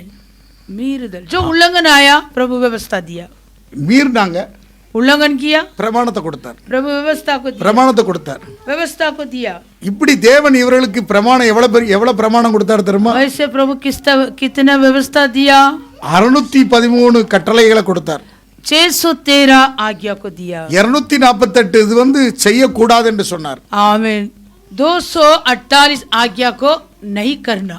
365 இது செய்யணும் சொன்னார். और कितना? 365 இது செய்யணும் சொன்னார். 365 को कहा वैसे करना है। இப்படி செய்யக்கூடாது செய்யணும் நிறைய காரியத்தை சொன்னார். वैसे करो मत करो करके बहुत सारा आज्ञा दिया था। ஆனா இவங்க மீறிடாங்க. लेकिन वे लोग उल्लंघन किए। மீறி மீறி மீறி இருந்து उल्लंघन करते करते அவர்கள் கிரியே அவங்களுக்கு அதுக்கு பிரமாணத்தை கொடுத்துக்கிட்டே இருந்தார். वो लोग को व्यवस्था प्रभु बार बार देता था। அவரிடத்தில் நன்மை பெற்றுக் கொண்டே இருக்கிறான். वो प्रभु से भलाई पाते रहता था। ஆனா தேவன் மேல இவர்களுக்கு விசுவாசம் வரல. लेकिन परमेश्वर पर विश्वास नहीं रखा। அதனால தான் அவர்களுக்கு வந்து என்ன செய்யல, தேவன் அந்த நியாயப்பிரமாணத்தை மீறி மீறி செஞ்சிருந்தே இருந்தாங்க, பிரமாணத்தை கொடுத்துட்டே இருந்தார். जो व्यवस्था प्रभु दिया था, व्यवस्था का उल्लंघन किया था, प्रभु बार बार व्यवस्था दिया था। ஆனா விசுவாசம் வரல. विश्वास नहीं पाया। அதான் ரோமர் கழுத நிருபம் 3:27 வாசிக்கலாம். रोमियो 3:27। இப்படி இருக்க மேன்மை பாராட்டுது எங்கே? அது நீக்கப்பட்டது. எந்த பிரமாணத்தினாலோ? கிரியா பிரமாணத்தினாலோ அல்ல, விசுவாச பிரமாணத்தினாலோ. तो गमन करना कहाँ रखा? उसकी तो जगह की नहीं। कौन सी व्यवस्था के कारण से? क्या कामों की व्यवस्था से नहीं, वरन विश्वास की व्यवस्था के कारण। அவனுக்கு தேவன் முதலாவது தேவனுடைய பிரமாணத்தை கொடுத்தாருங்க, வாக்கியங்களை கொடுத்தார். पहले वो यहूदी लोग के लिए प्रभु ये वचन को दिया। ரோமர் 3:3 சொல்கிறது. रोमियो 3 அவர்களுக்கு கொடுத்தது விசேஷத்தை மேன்மை என்று 2ஆம் வசனத்தில் சொல்கிறார். आमीन। रोमियो 3 दूसरा में कहता है वो बड़ी श्रेष्ठ बात है। சிலர் விசுவாசியம் போனாலும் அவருடைய அவிசுவாசம் தேவனுடைய உண்மையை அவமாக்குமா? यदि कुछ विश्वासघाती निकले भी तो क्या हुआ? क्या उनके विश्वासघाती होने से परमेश्वर की सच्चा भी तो टकरेगा? அப்படி ஆக்க மாட்டாது. நீர் உம்முடைய வசனங்கள் நீதிபதியாய் விளங்கும்படி உம்முடைய நியாயம் விசாரிக்கப்படுவது வெற்றியடையும். இப்படி ஆயிற்று என்று எழுதியிருக்கபடி தேவனே சத்தியவர் என்றும் எந்த மனுஷனும் பொய்யன் என்று சொல்லுவோமாக. कदापि नहीं, वरन परमेश्वर सच्चा और हर एक मनुष्य झूठा ठहरे, जैसे लिखा है, जिससे तू अपनी बातों में धर्मी ठहरे और न्याय करते समय तू जय पाए। இயேசுவை விசுவாசிக்கிறோம் எதற்காக? हम क्यों यीशु पर विश्वास करते हैं? அவர் எல்லா பிரமாணத்தையும் நியாய பிரமாணத்தால தான் அவர் செய்து நிறைவேற்றி முடித்தார். सारी व्यवस्था को अपने शरीर में पूरा किया। அவனுக்கு பிரமாணம் கொடுத்தாங்க, அவங்க செய்ய முடியல. और इस्राएल लोग के लिए व्यवस्था मिला, वो लोग व्यवस्था पूरा नहीं, மீறினான், उल्लंघन किया। ஆனா அவர்களுடைய நியாய பிரமாணத்தின் கிரியைகள் மேலே அவர்கள் தேடிக்கொண்டிருந்தார். वो जो व्यवस्था के ऊपर जो काम था उन्हें ढूंढ रहे थे। ஆனால் ஆண்டவராகிய இயேசு கிறிஸ்து परंतु प्रभु यीशु मसीह எல்லாவற்றையும் செய்து நிறைவேற்றி முடித்தார். सब कुछ पूरा किया। ஆண்டவருடைய சமூகத்துல प्रभु के सम्मुख இந்த நாளை நம்ம ஜெபிக்க போகிறோம். इन दिन में हम प्रार्थना करें। அல்லேலூயா, हालेलूया। ஆண்டவர் நமக்கும் நம்மையும் ஜனமாக தேர்ந்தெடுத்திருக்கிறார். प्रभु हमें भी अपना प्रजा बनाया। 1 பேதுரு நிருபம் 2ஆம் அதிகாரம் 9ஆம் வசனத்தில் வாசித்து முடிக்க போகிறோம். पहला पत्रस के पत्री 2 अध्याय 9வது வசனம். 9वां वचन। நீங்களோ உங்களை அந்த காலத்தின்று நம்முடைய ஆச்சரியமான இடத்திற்கு வலைவருத்தருடைய புண்ணியங்களை அறிவிக்கும்படி தெரிந்து கொள்ளப்பட்ட சந்ததியாகவும் ராஜரிய ஆசிரியர் கூட்டமாயும் பரிசுத்த ஜாதி அவர்களுக்கு சொந்த ஜனமாகவும் இருக்கிறீர்கள். पर तुम एक चुना हुआ वंश और राजबदारी याजकों का समाज और पवित्र लोग और परमेश्वर की निज प्रजा हो, इसलिए कि जिसने तुम्हें अंधकार में से अपनी अद्भुत ज्योति में बुलाया है। முன்னே நீங்கள் தேவனுடைய ஜனமாய் இருக்கவில்லை, पहले तुम परमेश्वर का नहीं था, இப்பொழுதோ அவருடைய ஜனமாய் இருக்கிறீர்கள். पर अब परमेश्वर की प्रजा हो। முன்னே நீங்கள் இரக்கத்தை பெறாதவர்களாய் இருந்தீர்கள், तुम पर दया नहीं हुई थी, இப்பொழுதோ இரக்கத்தை பெற்றவர்களாய் இருக்கிறீர்கள். पर अब तुम पर दया हुई है। இங்க பாருங்க, முன்னே நாம் தேவனுடைய ஜனம் இல்ல. हम पहले परमेश्वर முன்னே யாரு? யூதன்னா ஜனம். पहले यहूदा ही परमेश्वर का संतान। முன்னே நாம் அவருடைய ஜனம் அல்ல. லைட் चालू करो, बाहर का लाइट चालू करो। Hallelujah, hallelujah. सिटी का लाइट बाहर चालू करो. कौन बंद किया? बाहर का बाहर. அம்மாவோட போன் எடுத்துட்டு போ। அப்போ முன்னே தேவனுடைய ஜனமாக बाहर के साइड में स्विच है, कौन बंद किया? अरे ये लड़का को तुम हाथ में पकड़ा यार, ड्राइवर हाथ में ब्रेक रखो यार, पकड़ो उसको। ये डेविड वो मड़ी वही है, तेरा कंट्रोल नहीं हुआ तो कौन कंट्रोल करेगा? हाँ, वो बच्चा जन्म होने के लिए आता है तुम्हारा, इसको संभालो भाई। अब तुम इसके बाद काम पे मत छोड़ो इसको कल। हालेलुया, ये கவனிக்க வேணும். அப்போ நாம் முன்னே அவருடைய ஜனம் அல்ல, हम पहले उनके संतान नहीं था, இப்போது நாம் அவருடைய ஜனம். पर अब हम उसकी संतान है। நாம் யார்? அவருடைய ஜனம். हम अभी परमेश्वर का संतान है। முன்னே நாம் தூரமாக இருந்தோம், पहले हम दूर थे, இப்போ அவருடைய ஜனமாக இருக்கிறோம். परंतु अब हम उनकी संतान है। நமக்கு என்ன உண்டு? हमें भी दया मिला, நமக்கு எல்லாம் உண்டு. हमें भी सारी भलाई मिलेगा, மீண்டும் திரும்ப கட்டுவார். दोबारा हमें बसाएगा। நீ அவாந்தர அனுபவத்தில் நீ நிந்திக்கப்பட்டு தூசிக்கப்பட்டு இருந்திருக்கலாம். यदि तुम भी उजड़ा हुआ, सुनसान, निंदा, अपमान में पड़ा हुआ, அப்படிப்பட்ட அனுபவத்திலிருந்து உன்னை திரும்ப கட்ட போகிறார். वैसे अनुभव से इस महीने में तुम्हें எல்லா वापस நன்மையாலையும் बसाएगा, உங்களை நிரப்ப போகிறார். सारी भलाई से तुम्हें पूरा डेरा करेगा। ஹல்லேலூயா. हालेलुया। உங்களுக்கு சௌக்கியமும் ஆரோக்கியம் வரையும் तुम्हारे लिए इलाज भी करेगा, चंगा भी करेगा, உங்களுக்கு திரும்ப அவர் சுகமாய் தங்க வைக்க போகிறார். तुम्हें परिपूर्ण शांति मिलेगा। உனக்கு இந்த தேசத்துல வீடு வாசலே அவனுக்கு நிலத்தை உட்கார வைக்க போகிறார். यदि इस देश में तुम्हारे लिए घर नहीं है क्या, जमीन भी मिलेगा, घर भी मिलेगा। இழந்த நிலத்துல அவர் சாட்சி சொன்னது போல நான் ஊருக்கு போயிருந்தேன், இழந்த நிலத்தெல்லாம் திரும்ப தருவார். जैसे वो भाई ने गवाही बताया, वैसे खोया हुआ जमीन तुम्हारे वापस मिलेगा, திரும்ப உனக்கு நன்மையை வர செய்ய போகிறார். तुम्हारा भलाई मिलेगा, திரும்ப உன்னை நாட்டுவேன் என்று சொல்கிறார். तुम्हारा तुझे बसाएगा। அப்படி செய்யும் போது इसे करते समय சத்துருக்கள் முன்பாக பெரிய துதியின் சத்தம் கேட்க போகிறது. शत्रुओं के सामने एक बड़ी जय जयकार के ध्वनि, 7 விதமான சத்தத்தை குறித்து வேதம் சொல்கிறது. 7 प्रकार के ध्वनि। எரேமியா 33 அதிகாரம் 11வது வசனத்தை வாசித்து முடிக்க போகிறோம். यिर्मयाह 33वां अध्याय। எப்படிப்பட்ட சத்தம்? எரேமியாவின் புத்தகம் 33:11 களிப்பின் சத்தம். यिर्मयाह 33:11 களிப்பின் சத்தம், हर्ष की ध्वनि, மகிழ்ச்சியின் சத்தம், आनंद का शब्द, மணவாளனின் சத்தம், दूल्हे की शब्द, மணவாட்டியின் சத்தம், दुल्हन की शब्द, சேனைகளை கர்த்தரை துதிங்கள், நல்லவர் கிருபை என்றுள்ளது என்று சொல்லுகிறவருடைய சத்தம். सेनाओं के यहोवा का धन्यवाद करो क्योंकि यहोवा भला है और उसकी करुणा सदा की है, ये शब्द। கர்த்தருடைய ஆலயத்துக்கு ஸ்தோத்திர பலிகளை கொண்டு வருவருடைய சத்தம் கேட்கப்பட और போகிறது. यहोवा के भवन में धन्यवाद बलि लाने वाले को भी शब्द सुनाई देगा, முன்னிருந்தது போல இருக்கும்படி தேசத்தின் சிறையிருப்பை திருப்புவேன். क्योंकि मैं इस देश की दशा पहले की समान जो की जो कर दूंगा।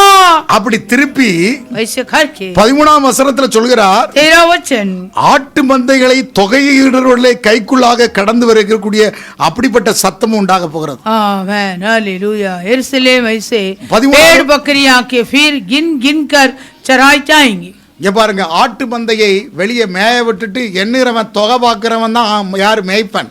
आमेन। जो भेड़ बकरी को गिन गिन के चराई करेगा वही चरवागा। அப்ப மேய்ப்பனும் ஆடுகளுடைய சத்தம் கேட்கிறது. आमेन, ஹல்லேலூயா. हालेलुया। चरवागा भेड़ों को शब्द ஆட்டு सुनेगा। மந்தையும் மேய்ப்பனுடைய சத்தமும் கேட்க போகிறது. आमेन। ऐसे भेड़ बकरियां का आवाज और चरवा का आवाज सुनाई 7 देगा। விதமான சத்தத்தை குறித்து சொல்லப்பட்டது. 7 प्रकार के आवाज தேவனுடைய சபையில परमेश्वर के இங்க कलीसिया। பாருங்க, ஒரு காலத்துல அவாந்திர வெளியாக விசாரிப்பட்டவனாக கிடந்தான். एक समय में ऐसे पड़ा था, सुनसान और उजड़ा हुआ, இப்ப மகிழ்ச்சியின் சத்தம் வருகிறது. पर अब हर्ष के உன் शब्द, குடும்பத்துக்குள்ள மகிழ்ச்சியின் சத்தம் வருகிறது. तेरे परिवार में हर्ष के आनंद, களிப்பின் சத்தம் வருகிறது. आनंद के शब्द, அதாவது உனக்கு சத்தம், மணவாட்டியின் சத்தம், दुल्हा के शब्द, மணவாளனின் சத்தம். दुल्हन की शब्द। இவ்வளவு நாளும் சத்தம் வெறுமையாக கிடந்த அனுபவம் சத்தம் உண்டாகிறது. अब तक जो सुनसान पड़ा था, परंतु கர்த்தருடைய கிருபை என்று உள்ளது அந்த துதியின் சத்தம் உண்டாகிறது. सेनाओं के यहोवा का धन्यवाद करो हो आवाज ஸ்தோத்திர में। பலியை செலுத்தக்கூடிய சத்தம் உண்டாகிறது. धन्यवाद की बलि लाने वाले शब्द ஆட்டு மந்தையும் மேய்ப்பனுடைய சத்தம் உண்டாகிறது. और चरवाहा और भेड़ों बकरियां के शब्द। இப்படிப்பட்ட 7 விதமான சத்தத்தை உண்டாக்குற கர்த்தர் ऐसे 7 प्रकार के शब्द को உன்னுடைய सुनाई देगा। இருதயம் காயப்பட்டிருக்கிற இருதயத்தை கர்த்தர் உன்னை கட்டி காயம் கட்டி உன்னை ஆற்றுவாராக. तेरे मन के हर एक चोट को प्रभु इलाज करके चंगा करे। அல்லேலூயா. हालेलुया। திரும்ப நீ தள்ளுண்டவள் கிடையாது. तो त्यागा हुआ अनुभव में नहीं, तो त्यागा हुआ नहीं, கர்த்தர் உன்னை கட்டுகிறார். तुम्हारा प्रभु तुम्हें बनाए, உன் காயங்களை ஆற்றுகிறார். तेरे घावों को वो चंगा ஒரு दे। சில ஆண்டுடைய சமூகத்துல கடந்து வரும். एक बार हम सब प्रभु के सम्मुख में உன் आएंगे, காயங்களை ஆற்றுவேன்.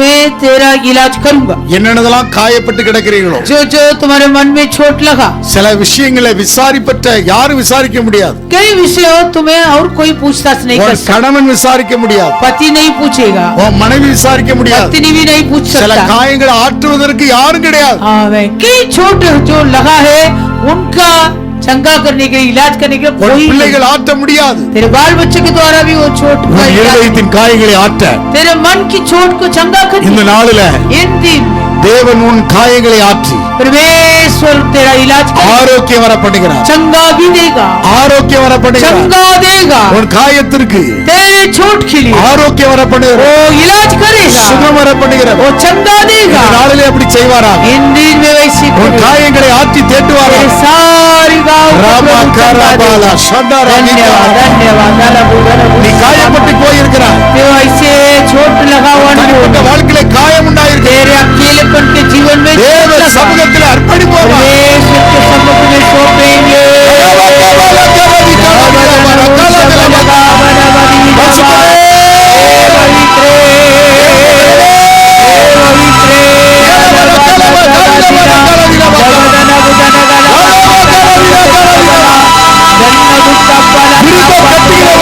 वापस बसाने वाला உன் குடும்பத்தை திரும்ப கட்டுவார். और तुम्हारे परिवार को वापस बसाएगा। நீ அவருடைய ஜனம், तू उनका है, அவருடைய துதியை சொல்ல வரக்கூடிய तू ஜனம். उनका गुणानुवाद करने वाले प्रजा। இழந்து போனதெல்லாம் जो तुम खोए, உன்னை தூசிக்கப்பட்ட அனுபவத்தில் இருந்தாய். நீ तुम्हारा निंदा की हुई अनुभव में पड़े, உன்னை பார்த்து தூசித்தார்கள். वहाँ देखकर वो लोग निंदा की, உன்னை பார்த்து வெறுமையானவன் என்று சொன்னார்கள். तुम्हें देखकर वो लोग कहा है तू सुनसान உன் है। தலையை நிமிரப்படுகிறார். तेरे सिर को सीधा कर। நீ எப்போது தலை குனிந்தவன் அல்ல, तू सर्वदा झुकने वाले नहीं, தலையை நிமிரப்படுகிறவன். तेरे सिर को सीधा कर। தாவீதின் வம்சத்திலே இரட்சணிய கொம்பாக ஏற்படுத்தினவன் दाऊद के वंश में गुदार के सिर, உன் தலையை நிமிரச் செய்வாரா? तेरे सिर को ऊंचा உன் தலையை करेगा। நிமிரச் செய்வாரா? तेरे सिर को ऊंचा உன் करेगा। குடும்பத்தை உயர்த்துவாரா? तेरे परिवार को प्रभु ऊंचा करेगा। ஆரோக்கியம் சௌக்கியம் வருவதாக. इलाज भी करेगा, चंगा உனக்கு பாதுகாப்பு வருவதாக. सुरक्षित रहेगा, சமாதானத்தில் வருவதாக. तुम्हें शांति देगा। உனக்கு பெரிய ஆனந்த சத்தம் வருவதாக. आनंद की शब्द सुनाई पड़े, மகிழ்ச்சியின் சத்தம் வருவதாக. शब्द सुनाई पड़े, மணவாட்டியின் சத்தம் உண்டாவதாக. दुल्हा के शब्द सुनाई पड़ेगा, மணவாளனின் சத்தம் உண்டாவதாக. शब्द भी सुनाई पड़ेगा। கிருபையும் சத்தியம் நல்லவர் என்று உண்டாவதாக. करुणा और सच्चाई की शब्द ஸ்தோத்திர பலிகளின் சத்தம் உண்டாவதாக. धन्यवाद की बलि देने वाला शब्द भी सुनाई, மேய்ப்பனின் சத்தம் உண்டாவதாக. चरवाहा के शब्द सुनाई, ஆடுகள் நடுவே भेड़ बकरियों को भी, மேய்ப்பனின் சத்தம் உண்டாவதாக. चरवाहों के शब्द सुनाई, எல்லா சக்திகள்